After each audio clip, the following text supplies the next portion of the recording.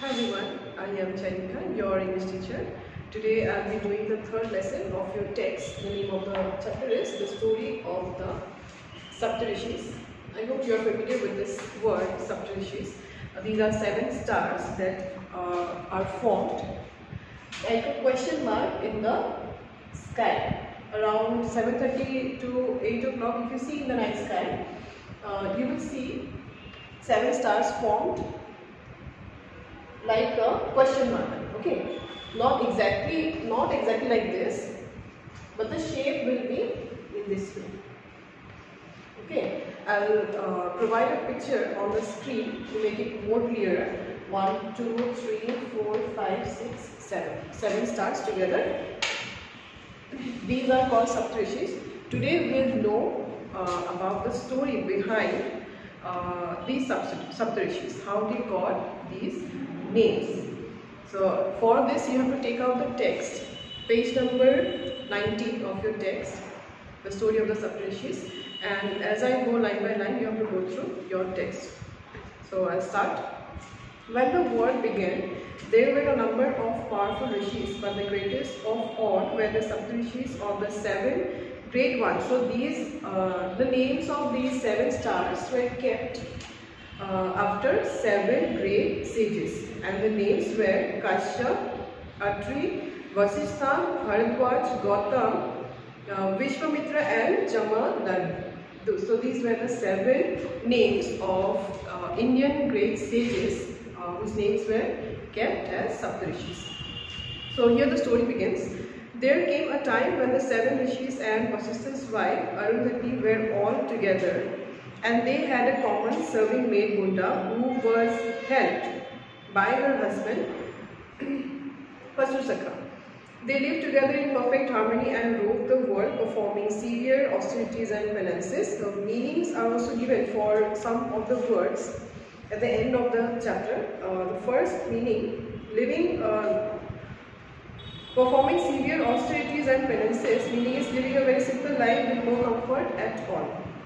They used to roam around the world without leading a luxurious life. They used to live a simple life. Okay, whatever they get, they used to eat it, so that they could reach heaven. Their main motive was to reach heaven. Time passed without their knowing until a terrible drought afflicted the land. Here also the meaning is given. The earth suffered from a great famine. So there was a drought on the land.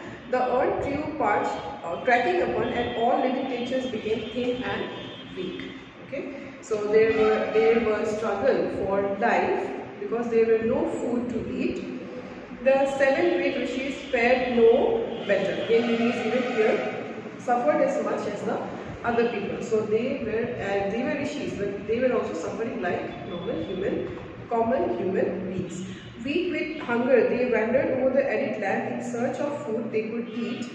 Forest true saints, they could eat only that which was given to them at a sacrifice, or the roots and fruits of the forest. They used to live on the alms and the food that was provided from the people.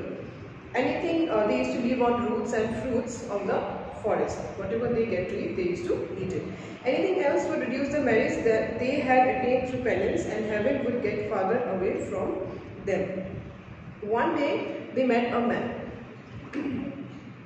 The man said, "Holy ones," the man said, going low before them, "I will give you all you need: grain, barley, mules, gold, cows with calves, and rare gems." So that man was telling them that he will be giving all the necessary things that they need for living. The rishis, though almost fainting with hunger, politely refused him. Though the rishis were too hungry, they refused him, that they do not need anything from him.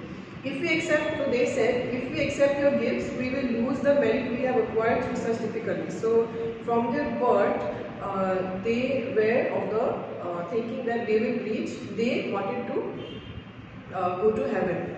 Okay, by struggling in life, by not accepting the other luxury items given by provided by people.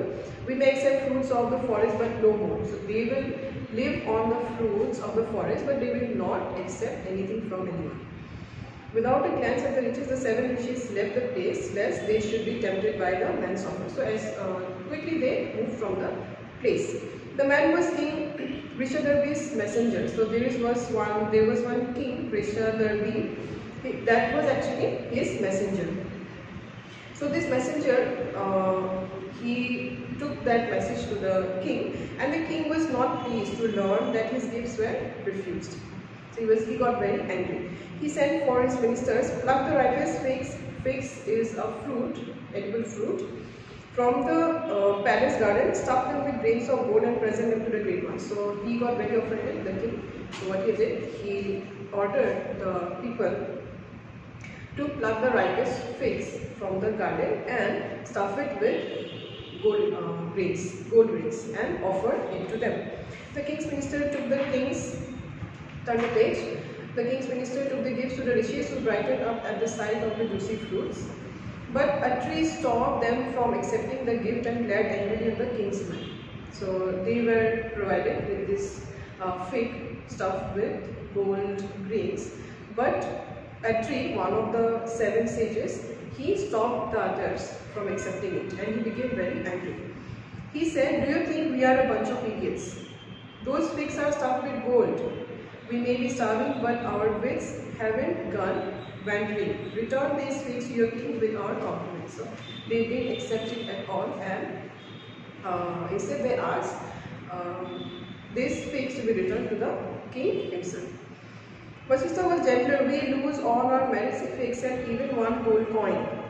Heaven is more important to us than hunger." They were more focused to go to heaven. So heaven was more important. Reaching heaven was more important for them than hunger. The king's men could not tempt even Huda or her husband. Defeated, they returned to the palace and narrated the whole episode to the king. So these people, they narrated the whole episode to the king. The king was grievously offended by the rishis' constant refusal of his gifts. Locking himself up in the chamber, he performed a sacrifice, and out of the fire appeared some demons. Out of anger, what he lit a fire, okay, and from that fire one fearsome demoness emerged. The demoness bowed before her creator. "What do you want me to do?" she asked. "Follow the Saptarishis," and so he ordered to this demoness. "They are wandering around in search of food, and the only place where they will find it is the lake. Follow them there and become the guardian of the lake, and when they came to pluck the lotus stalks, ask them the meanings of their names." So this was the task given to the demons, to ask the meanings of their names. Okay, these people.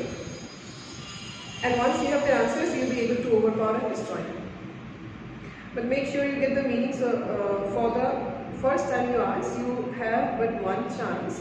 With each, the king concluded, the demoness flew off to the lake and they would wait for the rishis. So she went to the lake and she was waiting for the rishis to come. And there was a condition, she had to know the meaning of their names once. Okay. Meanwhile, the rishis on their way to the lake met a well-muscled man. They were astonished. Hunger appeared to have left him totally untouched. He was accompanied by a dog that seemed equally well-fed. So on their way, they saw a healthy man. The man bowed before them. "Food is very scarce, my dog and I will search with you," he said. So he also accompanied them in search of food. The rishis took him along, and soon they came to a beautiful lake filled with pale golden lotuses. Ducks and geese glided on its blue water and on the reeds. As they were about to step into the water, a terrible form rose. So that terrible form is actually the demoness. "Who are you and what are you doing here?" the rishis asked. "Who am I and what do I do here are no concern of yours," the demoness thundered. "What does concern you are the lotus stalks." So they were about to pluck the lotus stalks. Lotus stalks are the middle portion of the lotus flower that can be eaten. "But you can't pluck any until each of you gives me the meaning of your name." So that was the condition that was given by her master, that king. She told them. The stranger took the rishis aside. "Let me be the last to give the meaning of my name." The stranger was at the last to give his name. The rishis agreed, and one by one gave the their names. As asked, they gave the meanings of their names, all the 7 people. Finally, it was the stranger's turn. At last, it was the stranger's turn. What's your name? What is its meaning? The Lemoness asked, once I have answered, I will overpower them all. She thought. She was thinking, once she gets the answer, she can destroy them. I am called Sunasaka, but unlike these wise ones, I will not give you the meaning of my name. He was hesitating. He refused to give the meaning of his name. I heard your name, but not its meaning. The Lemoness said, repeat the last bit, will you? The stranger raised his staff. Staff it's a kind of long stick. I will not. You had but one chance, and you will lose it. So she was not able to hear the name, the meaning of his name, as he told her in an undertone, in a low voice, so she couldn't hear it at once. She didn't have the second chance. The Lemoness was engulfed in flames and within moments was reduced to a heap of ashes. So as she lost the second chance, she was reduced to ashes. The rishis regarded the stranger with disapproval. Now the rishis, they are shocked to see this strange man. Who are you and why did you kill this creature who was willing to allow us to eat the lotus stalks?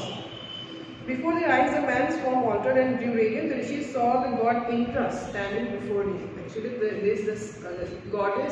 god Indra disguised himself as a stranger in front of them. This creature was sent by King Rishadarni. So he actually told the truth that this creature was sent by this king. She wasn't going to let you eat the lotus stalks. Once she had got the meanings of our names, she was going to destroy us. I knew what the king had in store. So we have reached the ending part of the story. And so I disguised myself and joined you. The rishis thanked him profusely. Indra saluted them and he said, you have truly conquered hunger and have proved yourself beyond temptation.